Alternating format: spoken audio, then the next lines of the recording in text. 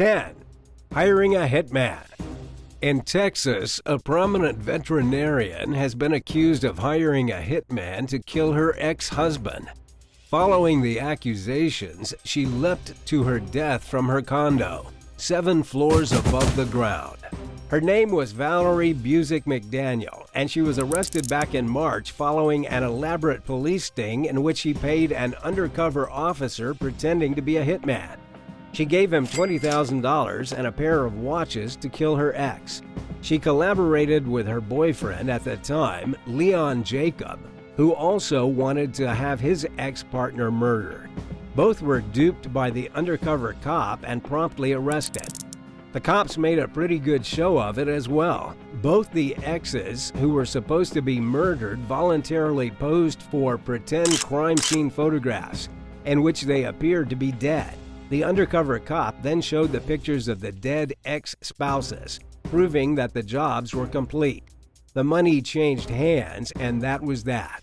But Valerie managed to get released from jail by posting a $50,000 bond. A few days later, she jumped out of her apartment to her death. I guess for Valerie, a leap of desperation seemed a lot better than a life in jail for attempted murder. 9. The Killer Pianist. A professional pianist turned to murder in South Carolina, stabbing a veterinarian to death in her own home. His name is Zachary Hughes, and he is being charged with first-degree murder. But here's where things get truly strange. According to investigators with the Greenville County Sheriff's Office, nobody knows why he stabbed the veterinarian. He has no criminal background and didn't seem to be connected to Christina Lorraine in any meaningful way. And yet, Sheriff Hobart Lewis said Zachary picked her out on purpose, went to her home, and murdered her in an extraordinarily violent fashion. She was 41 years old, a dedicated veterinarian, and respected member of her community. Zachary stabbed her multiple times and then turned himself into the police. Police are pretty sure it was an isolated incident, but they still haven't worked out a motive. Zachary isn't talking. Christina had only been working at the veterinary hospital in her neighborhood for about 3 years. As far as anyone can tell, they hadn't even met before. Considering all these factors, it's bizarre that Zachary turned himself in at all. If he had no record and no links to Christina, he may very well have gotten away with it. 8. The Neighbor's Dog. A veterinarian has been accused of killing her neighbor's dog because she was sick of its barking. Yes, she is indeed one of the worst veterinarians in history. She comes from Jefferson Parish. Kelly Foles of Camille Court in River Ridge. The 35-year-old vet has been accused of shooting a puppy. It wasn't even a fully adult dog, but a 15-month-old puppy named Bruiser, an American bulldog. And if things could get any worse, she killed the dog about a week before Christmas. The owner of the dog rushed him to the nearest veterinary hospital, the exact one where Kelly worked, but the dog could not be saved. Naturally, the owner of the dog reported Kelly to the police. She has since been booked on aggravated cruelty to an animal, a pair of drug offenses tied to narcotics discovered in her house, and the illegal discharge of a weapon. But she should get charged for trespassing as well, since she actually shot the dog in her neighbor's yard. She complained a few times about it barking. She claimed it was aggressive, and then she went over to his house and shot it. But when police canvassed the neighborhood, not a single other neighbor said that the dog had ever shown aggressive behavior. It just barked, like a dog. As for the drugs that the police found in the veterinarian's house, they included diazepam and Adderall. It looks like the vet was all jacked up on drugs. She got frustrated with the barking outside and thought it was completely okay to start shooting. And in case you were wondering, she has indeed been fired from her job at the veterinary clinic and will probably not be getting work ever again. 7. Liquid heroin. A veterinarian has been caught implanting liquid heroin in puppies and using them as unwitting drug mules. This sorry excuse for a veterinarian is Andres Lopez Elores. a Colombian national who was sentenced to only 6 years in prison for what he did to these poor animals. From his veterinary clinic at a farm in the Colombian city of Medellin, he stuffed bags of liquid heroin into the stomachs of purebred puppies and then stitched the bags into their stomach linings. It was a terrible attempt at trafficking drugs from Colombia into America. When the police finally raided this guy's practice, they found several puppies already filled with balloons of heroin and others being prepared for surgery. Luckily, they were able to remove the bags of drugs from the dogs, although 3 of the puppies later died from viruses they contracted during the operation. Several of the dogs were adopted and given new homes, including a Rottweiler who now works for the Colombian National Police as a drug detection dog.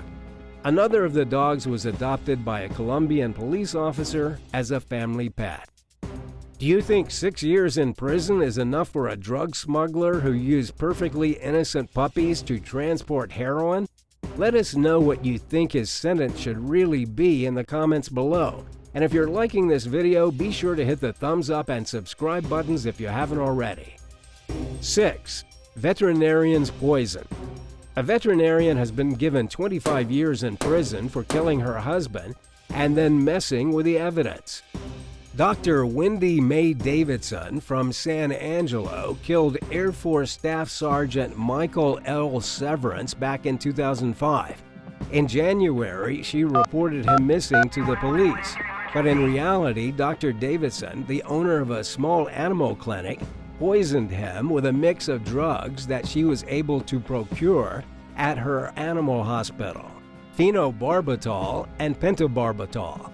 Cops managed to solve the case thanks to the veterinarian's brother, who ratted her out. You see, Dr. Davidson had told her brother that she had found her husband dead in bed, filled with stab wounds. She thought that one of her own family members had killed him, so she dumped him in a tank on her ranch friend's property. She told her brother the reason that she dumped the body was to cover up the crime for whoever stabbed him to death. But really, it was her who did it. When the police searched her clinic records, they discovered that she had logged administering phenobarbital to a dog. But when they reached out to that dog's owner, the owner said they had no idea what the cops were talking about. She had administered the drug to her husband, then stabbed him 41 times before throwing him in the tank on her friend's property. She even weighed him down with a boat anchor so that he'd never be found. If she hadn't tried to play it off to her brother, she might have actually gotten away with murder. 5. Stealing a corpse.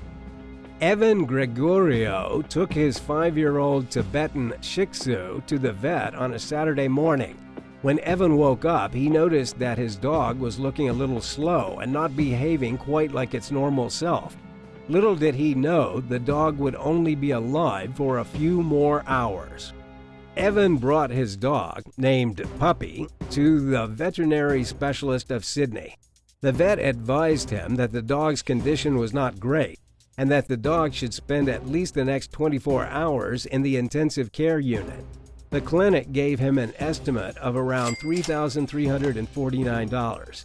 He had to pay $1,500 of it up front. He didn't care about the money, he just wanted his dog to get better. 4 hours later, he received a very distressing call. The veterinarian called to say that his dog was having a heart attack and asked if they should revive him. In shock, Evan screamed that of course they need to revive him. But by this time it was too late. His dog was dead. When he went to pick up his dog, or rather the body of his dog, the veterinarian gave him a bill of $2,500. Obviously, Evan wasn't interested in paying $2,500 for a dead dog. He had already given them $1,500 and they hadn't saved his animal. In response, the clinic refused to hand over Puppy's corpse, instead holding on to the dead dog's body for ransom. And to make matters worse, it was just days before Christmas. Luckily, Evan made a huge stink and went to the local news stations, who swarmed the clinic with their cameras. The second that the clinic began to receive bad publicity, they handed the dog's remains over so that Evan could spread Puppy's ashes at his favorite park. But really, they only did it once the cameras showed up. 4. The worst animal enforcement officer. Jennifer Lynn George isn't a veterinarian, but she was an animal enforcement officer. She worked in Western Pennsylvania in an industry where you would expect the person to be an animal lover. And yet now she is facing charges of animal cruelty after she allegedly abandoned her dog when she moved to a new house. Jennifer, 46 years old, is facing a charge of aggravated cruelty to animals causing serious bodily injury or death. She also faces 3 counts of neglect. The case has been called ironic, considering her entire job was to investigate animal cruelty and give humane treatment to animals while in her care. And yet, despite her title, when she moved out of her mobile home in December of 2020, she abandoned her German Shepherd inside the house. A man who was interested in buying the home went to visit it, where he found the dead dog inside, covered in its own feces.